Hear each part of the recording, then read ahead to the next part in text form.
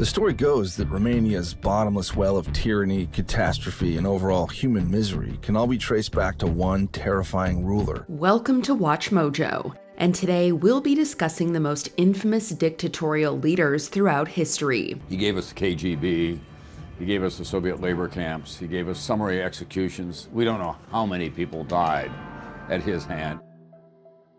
Benito Musolini, Italy. Mussolini was a unifying force for the Italian people, and they had faith in him and they had a belief in him. This Il Duce of Italy was one of the most infamous fascist leaders in history. Benito Mussolini was also one of the three Axis powers leaders during World War II, a tyrant that ruled his country via fear and intimidation. The socialist influences of Mussolini's early life as a journalist pivoted into Italian nationalism after he was discharged from the army in 1917. He knows the power of the written word, he knows the power of expression, and he knows how to harness it. This shift led to aggressive expansionist policies, wars, and accusations of human rights violations, including the use of chemical weapons by Italy. Mussolini's capitulation to Hitler's whims during the Second World War cost him, however, and he was eventually caught while fleeing into exile and executed by communist resistance fighters. He was on the run. He was desperate. He was running for his life. Pol Pot, Cambodia. The reign of Pol Pot over Cambodia was known on a global scale, thanks to the totalitarian regime of his Khmer Rouge. The fall of Phnom Penh to the Khmer Rouge was met with rejoicing in the streets of the city. But within hours, the mood abruptly changed. Pot held a major position of power for nearly 20 years, and during that time, assisted in the Khmer Rouge's racist and genocidal practices. Those seen as being disloyal, not hardworking enough, or guilty of such minor offenses as hunting rats for food could be taken away and murdered. This era of Cambodian history was also infamous for its anti-intellectual policies, whereby scores of ethnically targeted minorities were eliminated. Life under Pol Pot went beyond mere repression, and the turmoil of this existence inspired films such as 1984's The Killing Fields, which starred a real-life Cambodian refugee, Dr. Hang S. Noor.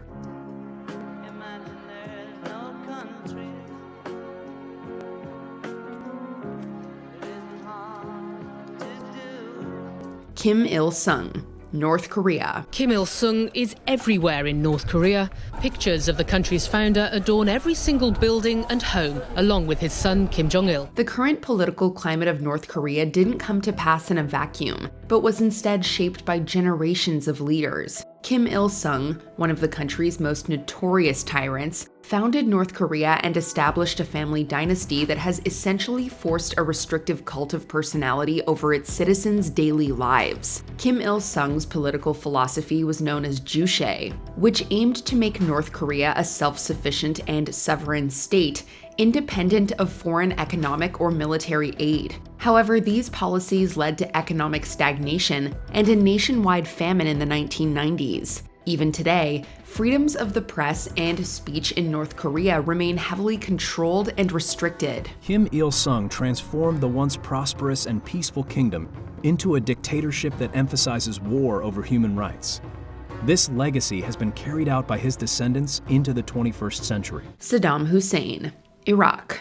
Saddam Hussein's rule over Iraq was one fraught with contradiction. Saddam Hussein had a certain straightforward, brutal efficiency as he propelled himself towards absolute control of Iraq. On one hand, he took advantage of an energy crisis in the 1970s and exported oil, which boosted the country's revenues. This allowed his government to implement universal healthcare for its citizens, as well as improve the educational system. Saddam gave us a lot of things. There were the development of the country, of the city particularly. There were always cars and gifts and all of these things being given. But I think what he took away from us in the meantime was actually our very souls. On the other hand, however, Hussein's Ba'athist ideology of Iraqi nationalism eventually led to the Iran-Iraq War, which decimated Iraq's economy due to sanctions and excessive military spending. In the aftermath of this conflict, his regime launched the Anfal campaign, committing genocide against Kurdish rebels who were sympathetic to Iran. Hussein remains a polarizing figure among Iraqis, lauded by some for resisting Western imperialism and criticized by others for his authoritarianism. We never thought that Saddam would be removed. Never. So when I saw them, I felt hope. Mao Zedong, China.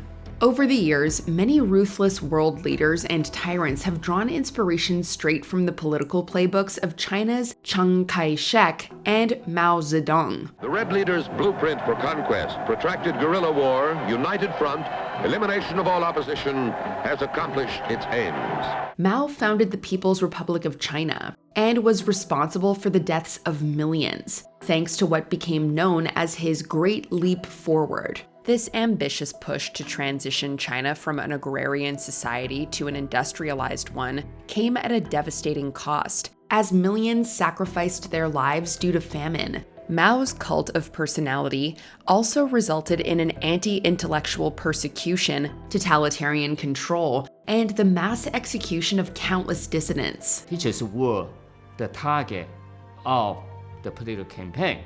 Mao taught us they have to receive the re-education by the worker and peasant. Vladimir Lenin, Russia. In a park outside Moscow, these are the ghosts of communism past, like a freak show of fallen idols.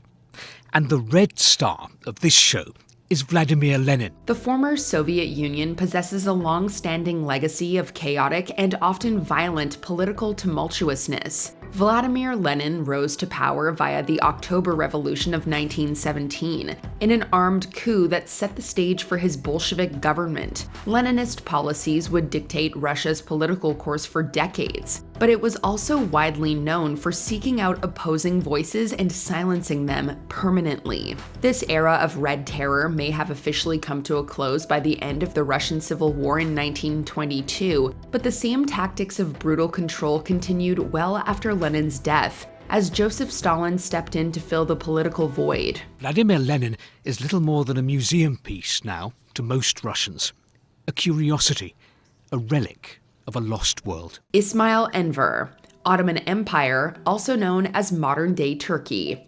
Ismail Enver was one of the so-called three pashas, whose tight and dictatorial control defined much of the Ottoman Empire and its history. Early in his career, he was celebrated as a war hero, specifically for his efforts during the Young Turk Revolution in 1908. However, it was Ismail Enver's legacy as a leader, pasha, and prime minister that went on to be forever linked to the Armenian genocide.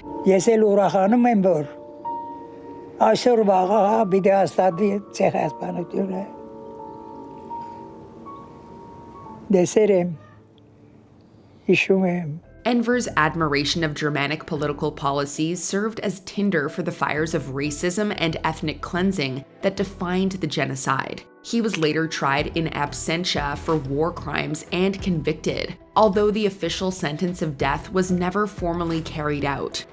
Vlad III, Wallachia, also known as modern-day Romania. The story goes that Romania's bottomless well of tyranny, catastrophe, and overall human misery can all be traced back to one terrifying ruler. The legacy of Vlad III, also known as Vlad Tep, also known as Vlad the Impaler, was already being written during his lifetime as Voivod of Wallachia. Tales of his cruelty spread throughout the mid to late 1400s, especially of Tep's penchant for having prisoners and enemies impaled. Vlad spent much of his life constructing a fearsome persona.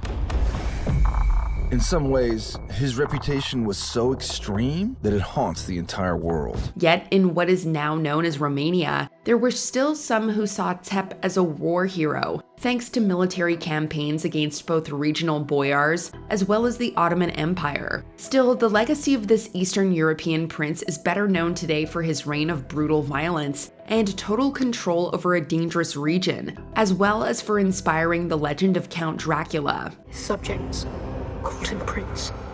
I called him father. But the world would come to know him as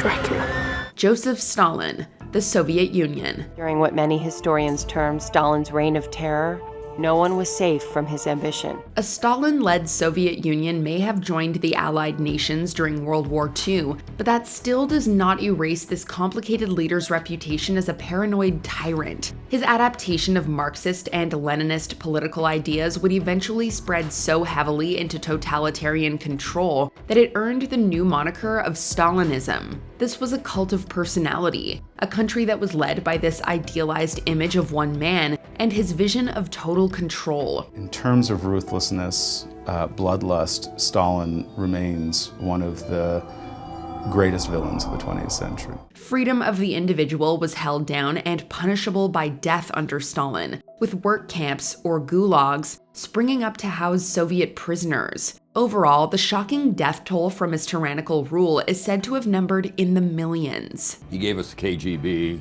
he gave us the Soviet labor camps, he gave us summary executions. We don't know how many people died at his hand in his own country for both reasons that were real and imagined, because they did not play by Stalin's rules. Before we continue, be sure to subscribe to our channel and ring the bell to get notified about our latest videos. You have the option to be notified for occasional videos or all of them. If you're on your phone, make sure you go into your settings and switch on notifications.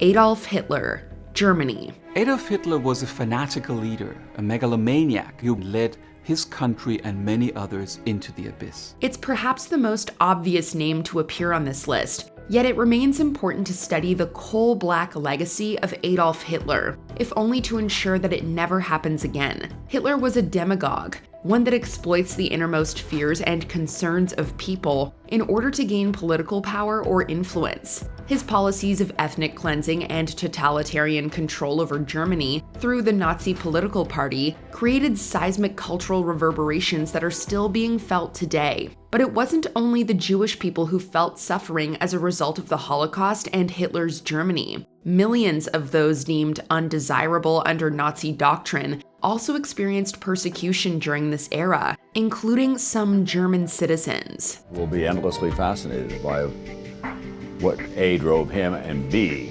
why the German people decided to follow him. Who do you feel is the worst leader of all time? Let us know in the comments. Idi Amin was a brutal dictator, one of the worst of the last 100 years.